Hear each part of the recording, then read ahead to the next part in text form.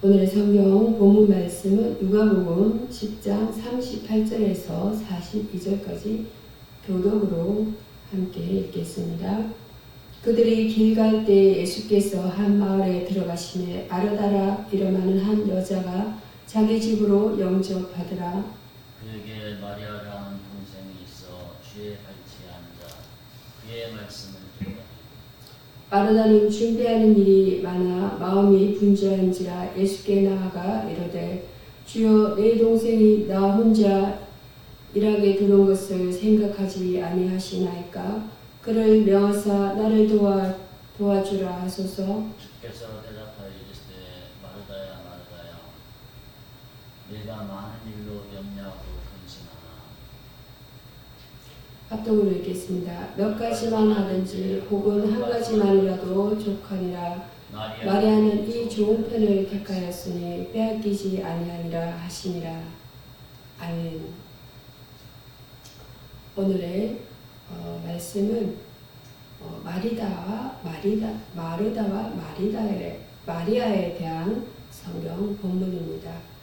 이 내용은 보면은 예수님의 어떤 확장되는 인자의 예수님의 사역과 교훈을 말하고 있습니다. 첫 번째로는 섬김을 기뻐하시는 하나님의 성품은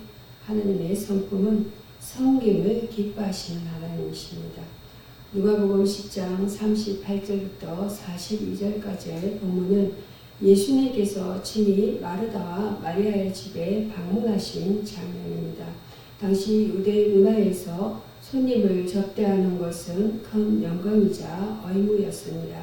마르다는 그 영광스러운 손님을 위해 열심히 준비하며 봉사했습니다.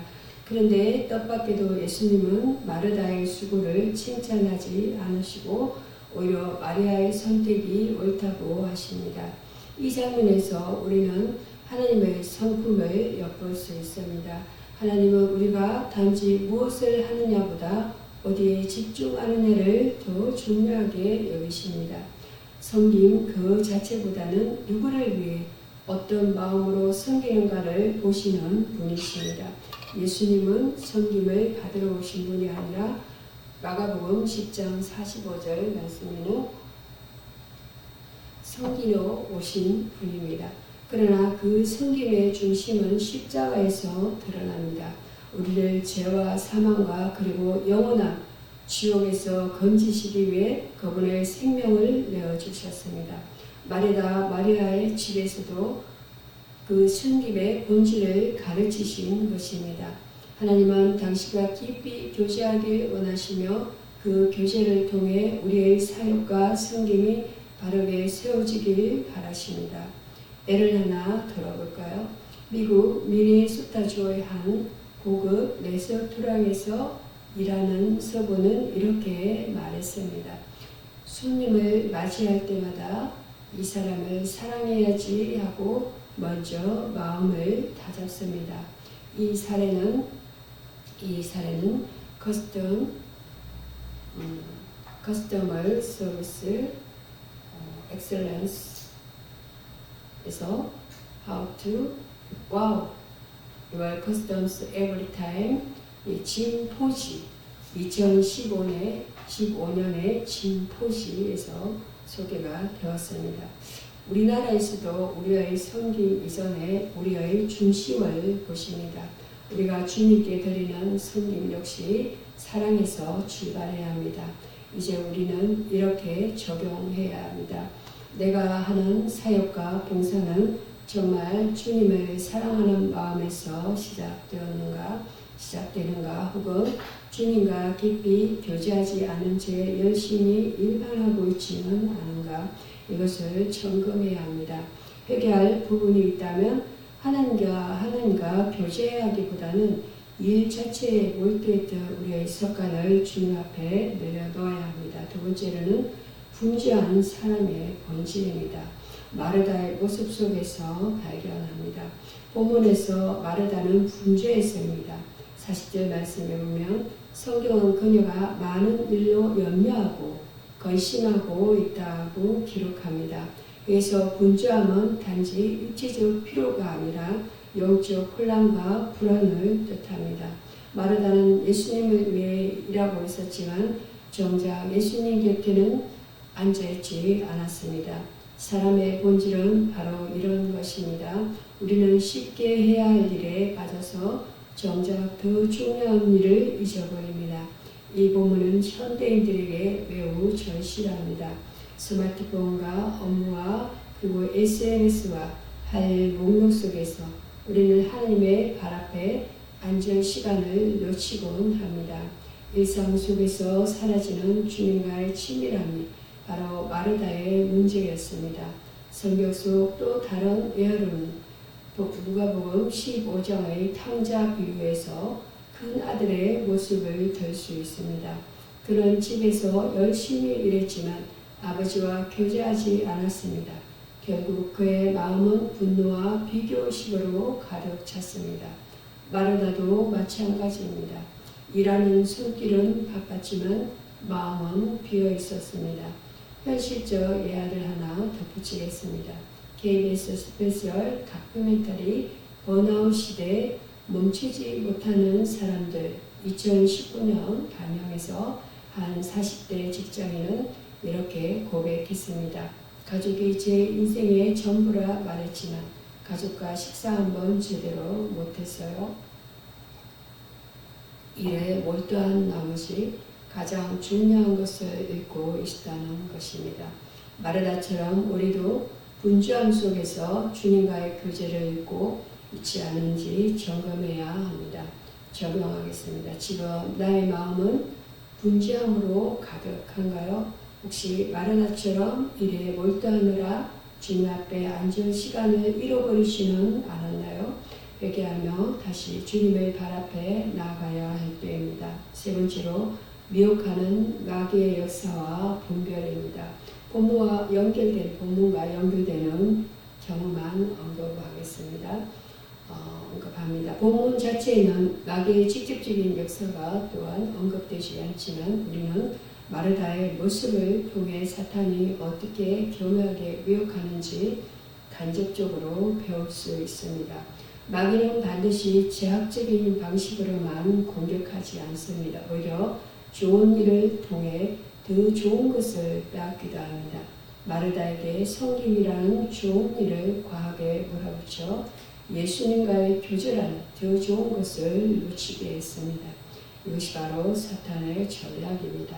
성경에서 예수님은 사탄을 가리켜 거짓의 아비, 요한복음 8장 44절 말씀에 거짓의 아비라 하셨습니다.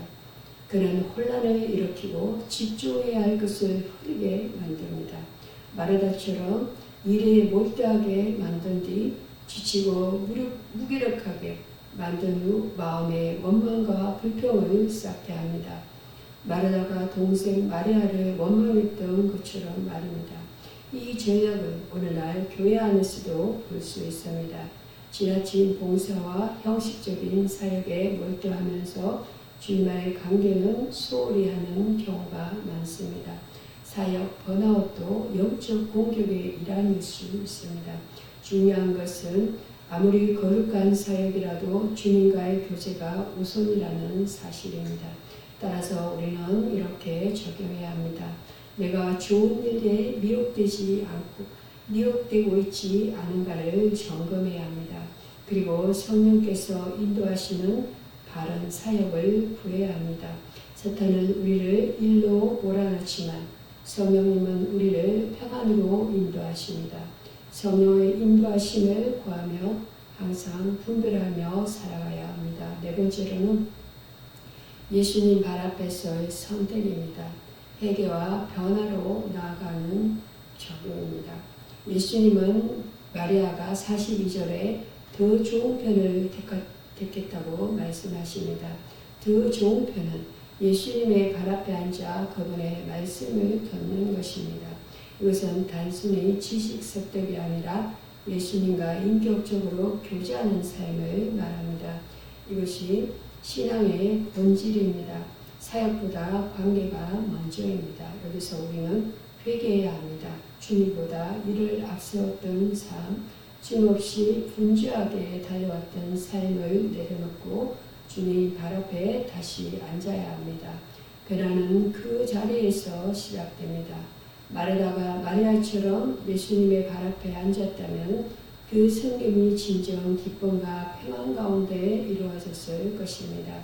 성경 속 인물 중에 베드로를 예를 들 수 있습니다. 그는 예수님을 부인한 후 통곡했지만 요한복음 21장입니다. 부활하신 주님 앞에서 다시 사랑을 고백하며 사명을 회복했습니다. 변화는 주님 앞에 나아갈 때 일어납니다. 심리학자 하버트 프루트는 이렇게 말했습니다. 바쁜 사람일수록 더 깊은 침묵이 필요하다. 우리의 신앙도 마찬가지입니다. 분주할수록 주님과의 조용한 시간을 더욱 붙잡아야 합니다. 재림을 기다리는 이 시대에 우리는 더욱 주님과의 친밀함을 회복해야 합니다. 성령님을 인도하시며 기도하겠습니다. 인도하시며 구하며 기도합니다. 주님, 저희가 주님을 섬긴다고 하면서도 주님 발 앞에 앉기를 잊고 살았던 것을 용서하여 주옵소서. 주님보다 이를 앞세웠던 마음을 회개합니다. 성령님, 저희를 인도하셔서 주님과 동행하는 삶으로 변화시켜 주옵소서. 주님의 음성에 귀 기울이며 말씀 앞에서 다시 살아나는 삶을 살게 하여 주옵소서. 더 좋은 편을 택한 마리아처럼 늘 주님 말 앞에 앉는 제자가 되게 하여 주옵소서. 예수님의 이름으로 기도드립니다. 아멘.